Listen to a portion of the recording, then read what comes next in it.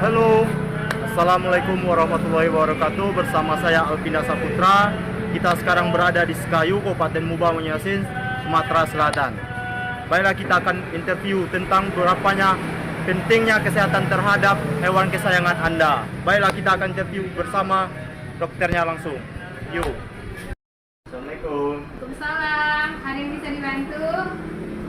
Mana kabarnya, Dok? Oh, baik. Silakan duduk. Ya, makasih dokter. Iya, sama-sama. Ada Iya. yang bisa dibantu? Ini loh, Dok, juga saya kesini pengen diskusi tentang kesehatan hewan, Dok. Boleh. Mau tentang apa nih? Kesehatan hewan tuh luas loh. Oh, tentang kesehatan hewan, tentang hewan kesayangan, Dok. Boleh, silahkan. Mau nanya apa nih? Pasti bingung ya mau nanya apa ya, sampai terjeda nih mau ngomong apa. Ya udah tanya aja, santai aja, kita pun di sini. Ya gini loh, Dok, saya kan kepo nih tentang kesehatan hewan, apalagi tentang kesehatan hewan kesayangan loh, Dok. Oh, boleh. Mau bagian apa mau ditanya kira-kira nih? Mungkin saya keponya tentang dasar-dasar pemeliharaan kucing, Dok. Oh, kucing, boleh. Mau bagian apanya nih? Tanda-tanda sakit kah? Tanda-tanda ngasih makan yang bagus kah? Atau manajemen gimana pemeliharaan dari awal sampai nanti? Mungkin kita tanya jawabnya tentang pemeliharaan kucing dari awal sampai akhir, Dok. Oh, boleh. Nah, gini ya. Lebih dan kurangnya untuk secara umum kayak gitu. Rata-rata yang pelihara kucing itu pasti karena rasa sayang ya gitu. Jadi rasa sayang itu gak hanya sekedar ngasih makan kayak gitu. Kalau kita pelihara kucing berarti kita itu sudah tersedia baik itu tenaga, dana, dan juga waktu untuk si kucing yang kita pelihara, karena dia juga makhluk hidup sama dengan halnya manusia dan makhluk hidup lainnya kayak gitu. Untuk pemeliharaannya bagusnya itu kucing itu dari umur 2 minggu dikasih obat cacing gitu. Kita bilangnya itu anti helmin kayak gitu ya. Karena ada jenis cacing tertentu yang menular dari air susu induk ke anak kayak gitu. Dan yang kedua, seminimalisirnya itu kita harus jaga penyakit yang dari virus gitu. Karena segala sesuatu penyakit virus itu datangnya bisa mendadak dan juga perginya bisa mendadak kayak gitu. Ada yang mau ditanya lagi kira-kira? Mungkin itu pemberian obat cacing itu dari umur berapa ya, Dok? Nah, pemberian obat cacing kita ulang lagi ya, kayak gitu. Pemberian obat cacing dianjurkan dari umur 2 minggu gitu. 2 minggu itu berarti dari umur 14 hari kayak gitu. Itu mungkin masyarakat kita dan pun saya pun kepo dan ini, Dok. Iya, Banyak boleh. yang ngomong gini kan pemeliharaan kucing kita beda-beda. Kita pelihara kucing kampung dan pun kucing ras, Iya, kucing betul. yang lain kayak Persia. Jadi gimana tuh, Dok? Pemberian obat cacingnya sama atau gimana, Dok? Nah, pada dasarnya manajemen pemeliharaannya itu sama ya, kayak gitu. Cuman dalam perawatan agak berbeda, karena kan habitatnya berbeda-beda. Gitu. Dan satu lagi sebelum kita lupa nih, pemberian obat cacing juga dibarengi dengan pemberian vaksin. Oh, cerita tentang obat cacing tadi mungkin saya memahaminya, Dok. Mungkin dari obat cacing itu ada yang lain lagi ya, Dok? Ada, kayak yang tadi udah dibilang ya, itu selain obat cacing harus kita perhatikan vaksin.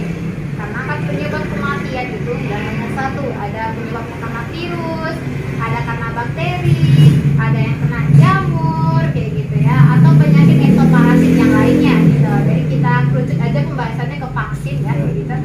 Jadi vaksin itu diberikan kepada kucing dimulai dari umur kucing 2 bulan gitu.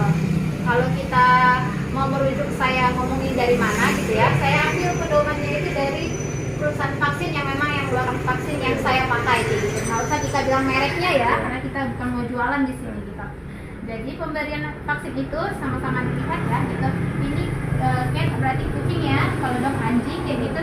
Dari boleh pinjam bukunya nggak? Nah, ini kan ada tulisan kucing nih, 8 week, 12 week, 16 week, dan annual booster artinya itu pengulangan gitu. Jadi bagusnya kucing-kucing itu kita beri vaksin dari umur 2 bulan, umur 3 bulan kita kasih lagi, umur 4 bulan dikasih lagi, terus baru 1 kali setahun, paling bagusnya begitu gitu sih. Jadi terjadwal dan terstruktur kayak gitu.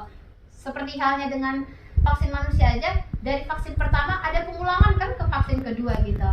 Begitulah. Ngomong tentang vaksin ini loh dok. Ini pemberian vaksinnya pas kucingnya lagi sehat atau lagi sakit nih dok?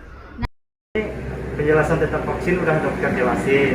Ya. Nah, jadi ini pemberian vaksinnya pada kucing sehat atau lagi sakit nih dok? Nah, itulah ya, harus diluruskan Nah. nih. Mungkin kita ulas sedikit gitu Nah. ya. Vaksin itu kan isinya itu adalah virus yang dilemahkan atau kita bilang inaktif kayak gitu ya. Iya. Jadi pemberian vaksin itu pada makhluk hidup ya, baik itu hewan ataupun manusia, pada dasarnya harus diberikan dalam kondisi yang sehat kayak gitu. Makanya mungkin dari sebelum pemberian vaksin dan ditanyakan riwayat kesehatan, pertama kita bahas tentang hewan ya. Kalau manusia itu bukan ranah saya ya, kayak gitu ya. Dalam keadaan sehat minimal cek suhunya, tanyakan riwayat kesehatannya 1 bulan ini bagaimana kayak gitu. Nah, vaksin itu virus yang dilemahkan tadi yang akan dimasukkan ke dalam tubuh. Berarti itu namanya kita bilang antigen. Antigen itu berarti sesuatu hal yang dimasukkan ke dalam tubuh benda asing kayak gitu. Segala sesuatu benda asing yang di dalam tubuh, kita belajar tentang imunologi kayak gitu ya, itu akan menjadi kan tubuh merasa benda asing ini apa sih kayak gitu ya. Jadi respon tubuh nanti akan menjadi bisa menjadikan hewan tersebut menjadi lemah, lesu, ataupun nafsu makan berkurang. Tapi itu hal yang wajar kayak gitu karena ada benda asing yang dimasukkan. Tapi itu berjalan dengannya pemberian vaksin dibarengi dengan vitamin, itu akan pada waktunya nanti akan hilang sendiri. Berarti intinya pemberian vaksin ini pada hewan yang sehat ya dok? Ya, harus pada hewan yang sehat. Makanya saat datang ke klinik, jikalau pihak klinik baik itu para medis atau kita bilang paramedik veteriner ataupun dokternya bertanya tentang kondisi hewan kesayangan teman-teman dalam kondisi sehat enggak, itu harus dijawab dengan jujur. Karena kita di klinik ini bukan dukun yang bisa terawang keadaan kucing kayak gitu. Jadi tanya jawab antara dokter dengan tuan kucing itu kan kita bilang anamnesa ya kita gitu. Itu akan membantu kita untuk melakukan tindakan medis terhadap hewan kesayangannya gitu. Semakin jujur, semakin banyak informasi yang kita dapatkan, semakin membantu kita apa yang harus dilakukan untuk kucingnya gitu. Berarti mungkin sampai di situ saja dulu saya tanya-tanya dok. Mungkin pasien-pasien dokter mau diperiksa lagi. Oh iya. Makasih lo udah berkunjung di klinik kita. Semoga channel YouTube-nya berkembang, berkah dan menjadi sesuatu hal yang bermanfaat bagi masyarakat, terutama pengetahuan tentang dunia kesehatan ya. Amin. Mungkin sebelum kita tutup video kita kali ini dok, mungkin ada kata-kata yang mau dokter sampaikan. Yang mau saya sampaikan ini aja sih.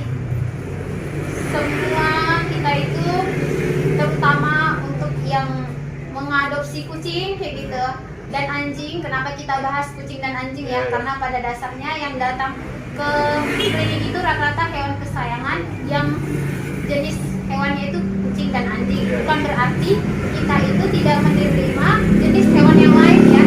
Karena kita dokter hewan itu ataupun kita orang kesehatan hewan, baik itu orang yang D3 kesehatan hewan, dunia peternakan, kita itu berperan dalam kesehatan hewan di bidang semua hewan, nggak hanya kucing dan anjing. Jadi kalau teman-teman atau masyarakat itu mengira dokter yang di klinik itu atau teman-teman tim klinik itu hanya ingin menerima kucing dan anjing, bukan ya kayak gitu. Jadi kalau ada kayak kera, sapi, kerbau dan yang lainnya, kambing, domba, itu kita juga ingin membantu gitu ya. Gitu. Yang perlu diperhatikan itu terlalu panjang kita ngomong tadi ya kita. Yang perlu diperhatikan itu yang paling utama itu adalah suhu dari hewan kesayangan kita ataupun hewan ternak kita gitu kayak sapi dan kambing. Mungkin yang paling bisa kita tengok itu tanpa alat gitu ya. Kalau udah pakai alat nggak usah kita ngomong, pasti lebih akurat kayak gitu ya. Minimal pegang di daun telinganya pasti akan terasa, apalagi kalau tuannya hari demi hari bersama dengan hewan kesayangannya ataupun ternaknya akan terasa tuh panas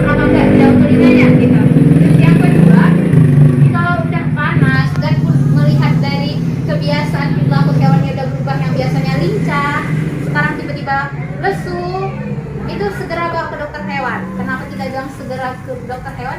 Karena kita bermain dengan nyawa ya, bukan boneka gitu. Seperti masnya gitu, sakit hari ini tapi dibilang ya udah 3 hari lagi atau 1 minggu lagi baru berobat. Berarti kita sama aja menyiksa diri kayak gitu selama 3 hari kayak gitu. Terus yang kedua, perhatikan makan dan minumnya kayak gitu.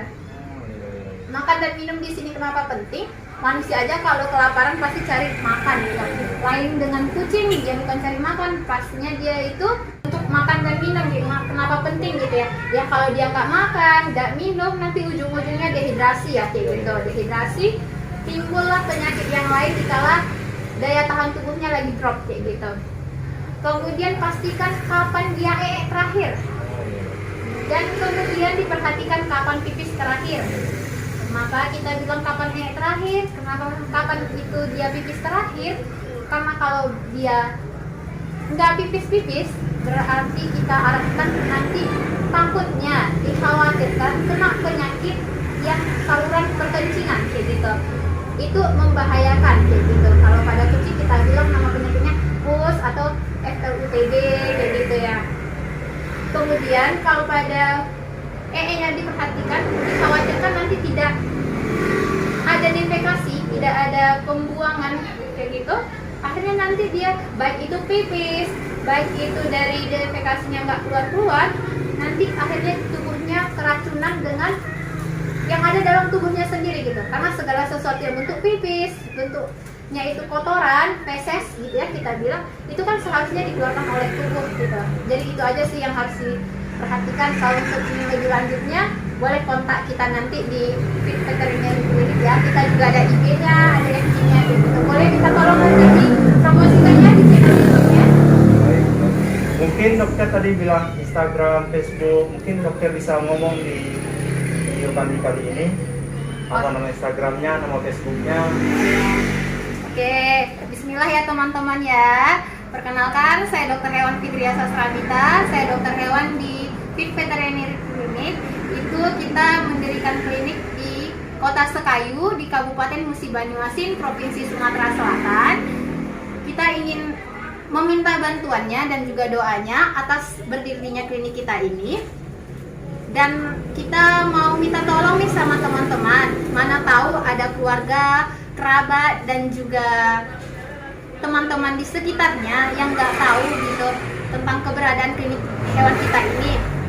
Kita tolong di follow ya FB kita dan IG kita, namanya itu Fit Veterinary Clinic ya. Nanti kita cantumkan nanti di description box channel YouTube-nya, nggak apa-apa ya Mas ya? Oke.